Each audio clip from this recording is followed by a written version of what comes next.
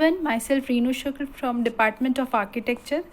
हमारा सब्जेक्ट है management and entrepreneurship. उसकी unit 14 project report for SSI. आज हम उसके बारे में डिस्कस करेंगे कि एक स्मॉल स्केल इंडस्ट्री की अगर आपको रन करनी है तो उसके लिए आपको प्रोजेक्ट रिपोर्ट की प्रिपरेशन होना ज़रूरी है।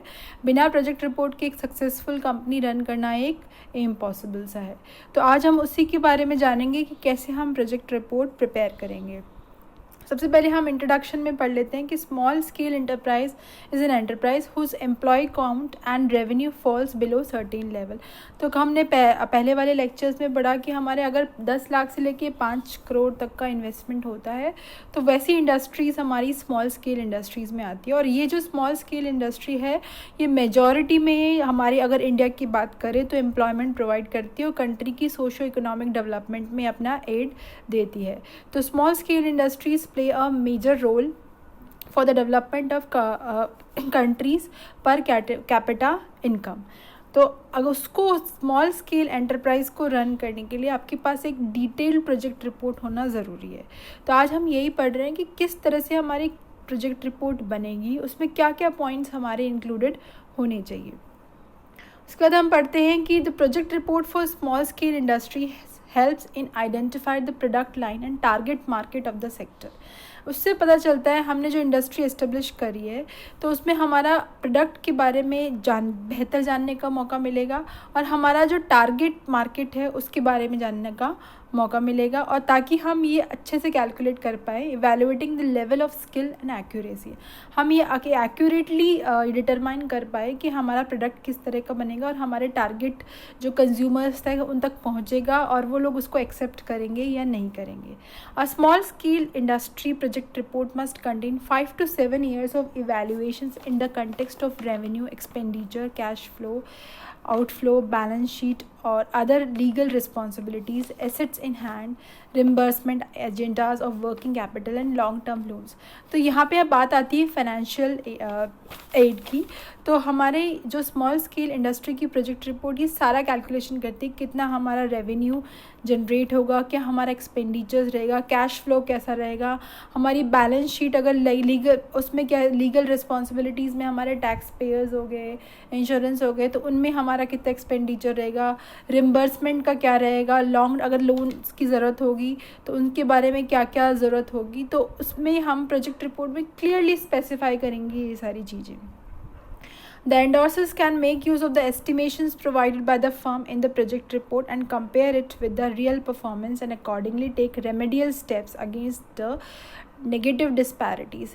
क्या मतलब हुआ, अगर हमने प्रोजेक्ट रिपोर्ट में हमने एक मेंशन किया कि हम एक पर्टिकुलर टारगेट को अचीव कर लेंगे और रियल में वो टारगेट हमारा अचीव नहीं हो रहा है तो जो डिफरेंस आया उस गैप को फिल करने के लिए भी आगे हम काम कर सकते हैं अगर हमारे पास प्रोजेक्ट रिपोर्ट पहले से रेडी हो।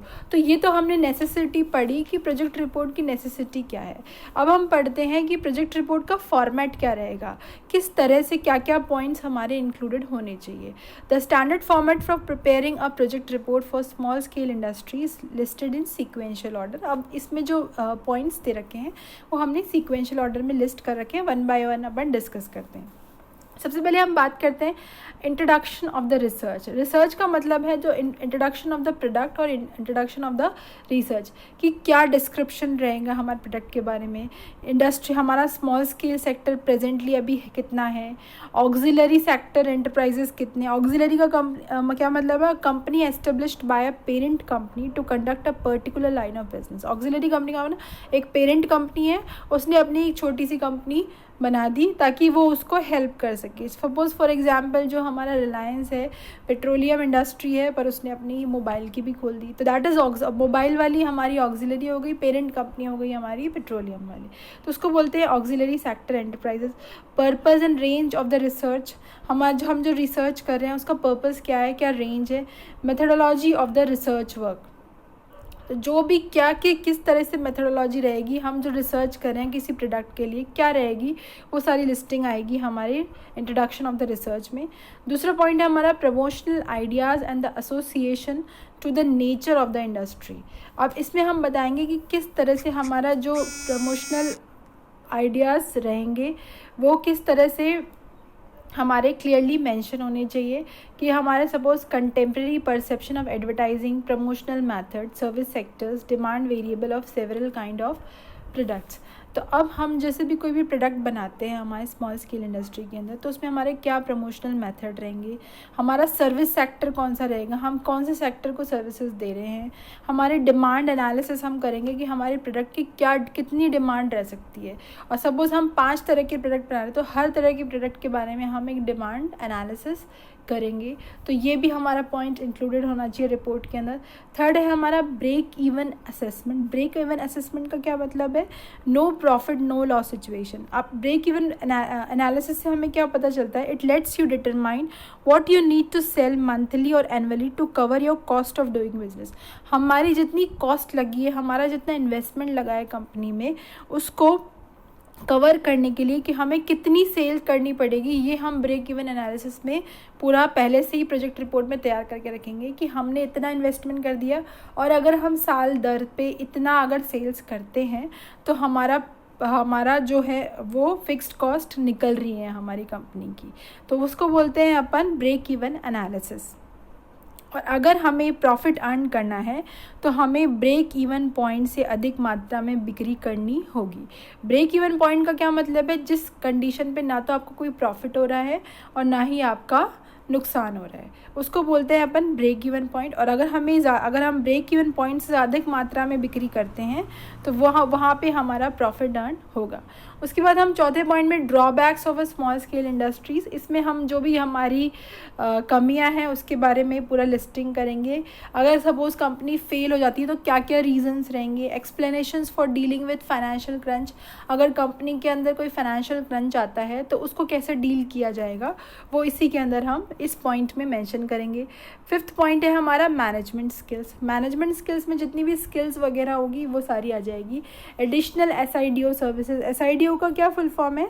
Small industries development organisation. ये बनाई गई है हमारी स्मॉल स्केल इंडस्ट्रीज़ को हेल्प करने के लिए। ये कई सर्विसेज प्रोवाइड करती है, like technology and technical services provide करती है SIDO हमको। Business training and extension services provide करती है। Marketing and information services provide करती है। फाइनेंशियल सर्विसेज प्रोवाइड करती है। तो ये सारी सर्विसेज हमारी प्रोवाइड करती हैं हमारी SIDO। उसके बाद हमारा ये पॉइंट भी होना चाहिए हमारी प्रोजेक्ट रिपोर्ट में कि क्या क्या SIDO सर्विसेज, कोई अगर आपको एडिशनल SIDO सर्विसेज चाहिए तो क्या चाहिए आपको, वो पूरी हमारी रिपोर्ट में आना चाहिए। फिजिकल डेटा हमारा पूरा होना चाहिए। जो डेटा होता है हमारा फाइनेंशियल डेटा होता है जिसमें हम पूरे एक्सपेंडिचर्स, रेवेन्यू के बारे में बात करते हैं, तो वो हमारा फिजिकल डेटा होता है।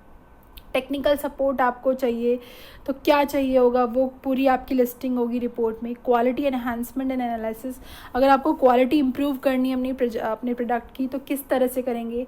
सेक्टोरल एडमिनिस्ट्रेशन एंड गाइडेंस, आपको पूरी जो आपकी जो कंपनी है उसका एडमिनिस्ट्रेशन कैसा रहेगा, गाइडेंस कैसे रहेगी। Expansion programmes, DIC and motivation in different areas. DIC district industry centre, अगर उससे आपको कोई मोटिवेशन चाहिए, कुछ हेल्प चाहिए तो उसके बारे में। और अगर आपको एक्सपेंड करना है अपनी कंपनी को तो किस तरह से करेंगे आप।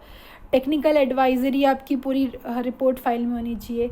एक्साइज एक्सक्लूजन अलाउंस, अगर आपको कोई अलाउंस चाहिए एक्साइज ड्यूटीज़ के लिए, अगर आप कुछ इंपोर्ट एक्सपोर्ट कर रहे हैं तो उसके लिए क्या आपका रहेगा।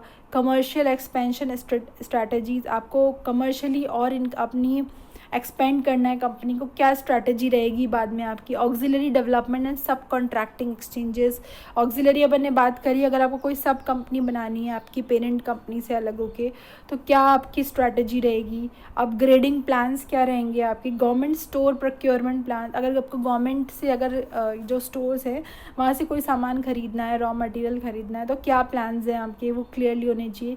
Provision of goods for manufacturing, आप गुड्स कहाँ से मंगवाएंगे, कहाँ से सप्लाई करवाएंगे, तो वो पूरा आपका क्लियरली मेंशन होना चाहिए आपकी प्रोजेक्ट रिपोर्ट में।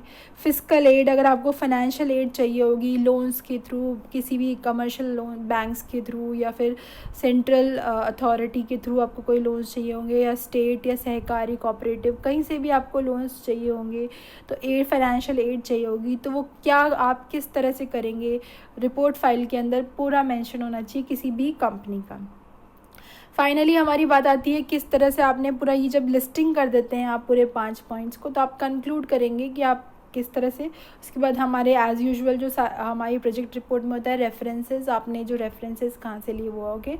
और फाइनली हमारी बिब्लियोग्राफी होती है जिसमें आपने कहीं से अगर सपोज़ कुछ भी लिया है कोई भी डेटा, तो उसके बारे में आप पूरा क्लियरली मेंशन करेंगे। तो ये थी आज हमने पढ़ा प्रोजेक्ट रिपोर्ट के बारे में कि अगर आपको एक स्मॉल स्केल इंडस्ट्री अगर आपको रन करनी है, स्टार्ट करना है, तो सबसे पहला जो पॉइंट आता है हमारा प्रोजेक्ट रिपोर्ट का आता है। आप बिना उसको रिपोर्ट, जब तक आप रिपोर्ट नहीं लेके जाएंगे तब तक आपको DIC अप्रूव नहीं करेगा। जब DIC के पास रिपोर्ट आएगी तब वो उसको एनालिसिस करने के बाद आपको रजिस्टर करेगा और फाइनली उसके बाद अपनी आप कंपनी रन कर पाएंगे। Thank you all for listening.